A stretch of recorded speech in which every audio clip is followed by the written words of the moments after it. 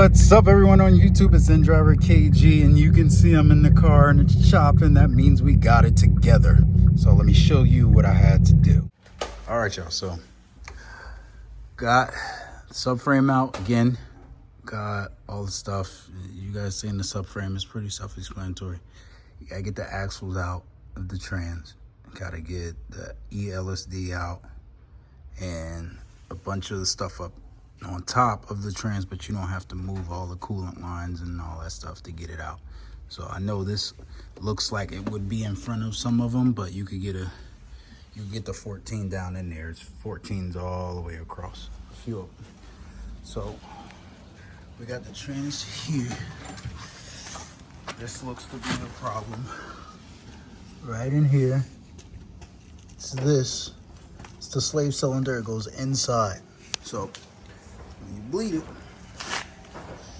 you pull this off. You gotta relieve the pressure, close it, pump the brakes, all that stuff. Mine is causing a bad leak, and it's leaking right out the bottom. Like, you could see a good leak coming out of there, and obviously you can see my hand. It's nothing goes there.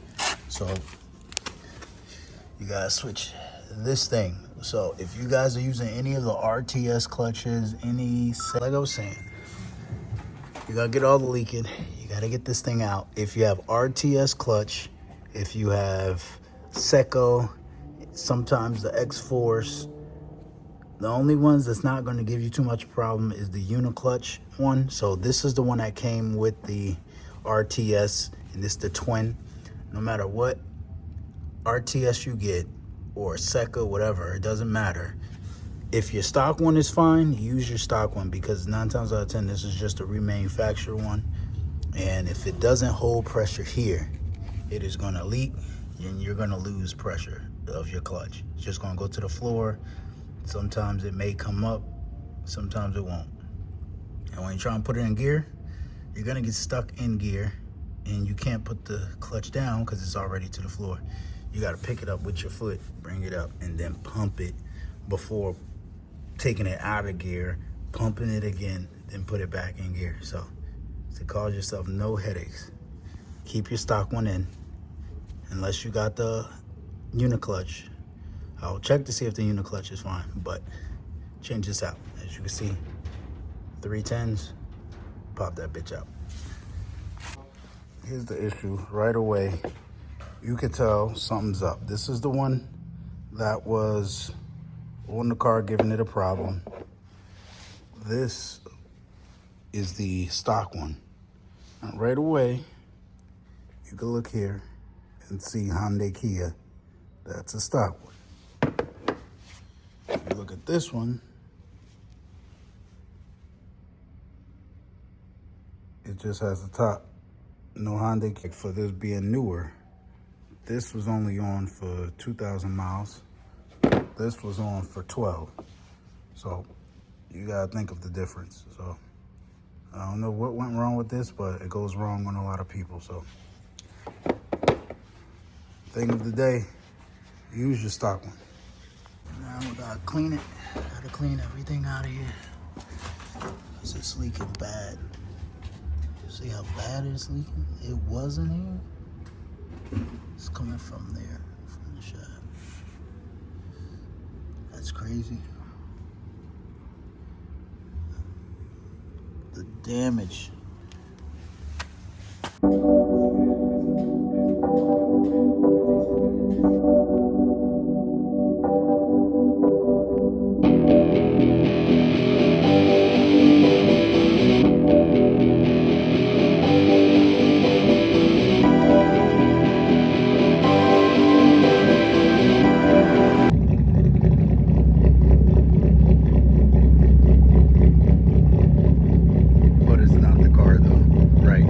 So if you've seen that video, I explained everything, why you should be careful when you do your clutch. So you're gonna have to understand, if that slave cylinder does not look the same, does not have the same branding, don't use it. Those cheap copies, I think this is a cheap copy because you could feel the weight difference. It really shouldn't have that type of issue like that, you know? So unfortunately, it cost me time, a lot of time, but luckily with the help we had it done. And again, I would feel really sorry if it was one of you guys that, you know, you paid to get your clutch put in.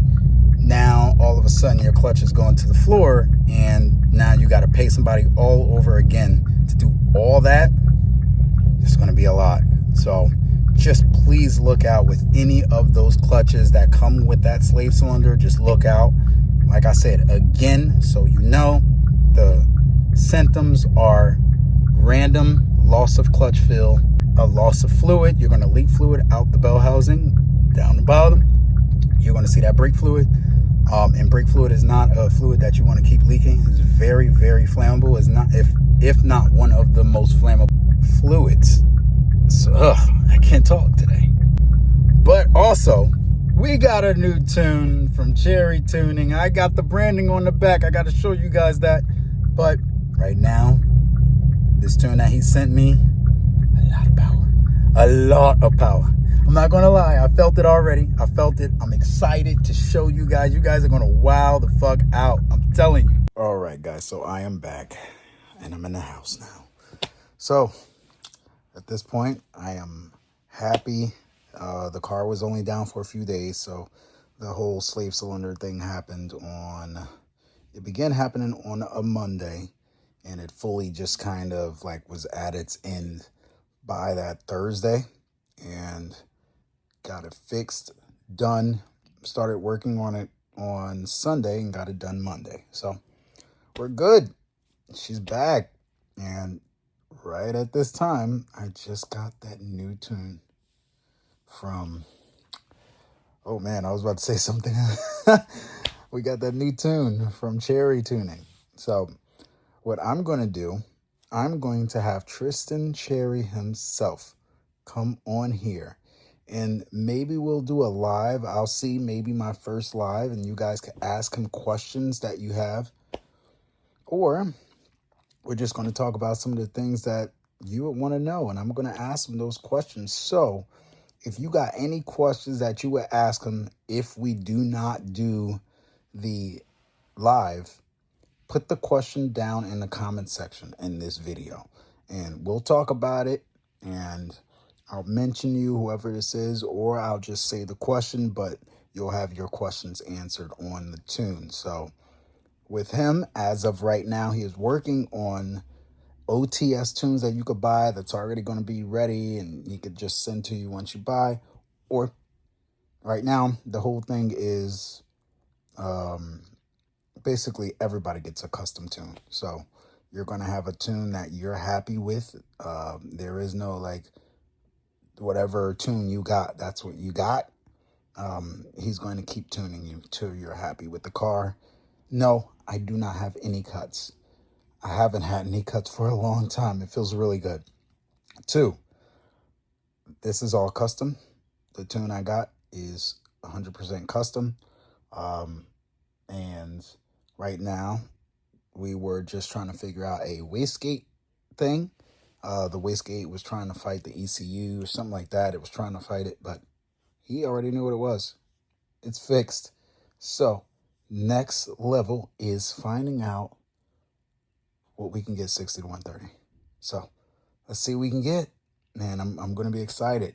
So I'm gonna do the 60 to 130 video when we got a good DA. I'm going to try and look for something that is like 45, 40-ish, something like that, around there. If it's too humid outside, like we've been getting some weird foggy nights.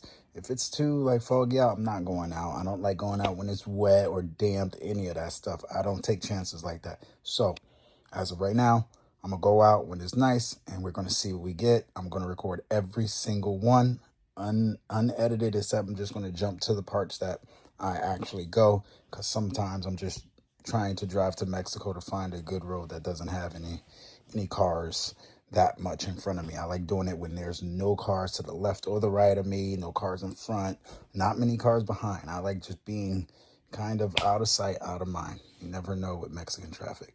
So, and another thing is, I'm trying to race. I'm trying to go to Mexico and race. So hopefully we can get some Mexico runs this weekend. I mean, I'm trying, guys. I know you've been asking, where's that Elantra in versus the World in where, like, you know, more power. We should be way more than 423. So the car feels violent. It feels very violent. Oh, man. It feels exactly how I wanted it to feel. No cuts. And you know what? I'll show you one race from the other night. And most of you guys, I posted it on Instagram. If you follow me on Instagram, you already seen this race, but most people don't believe it.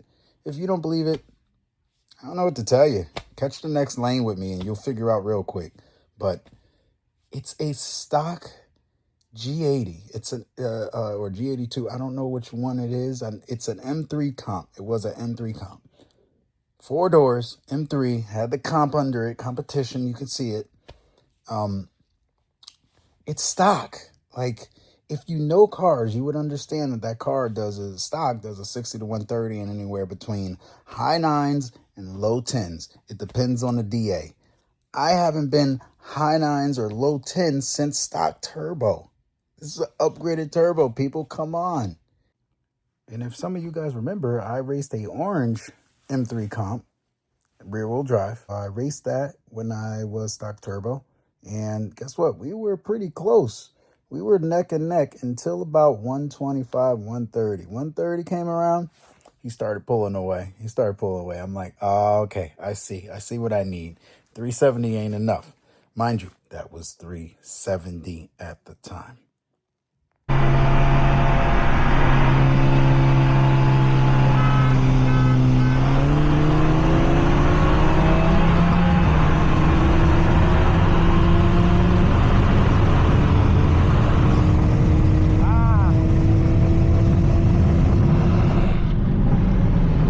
You think I'm still going to be 370 horsepower?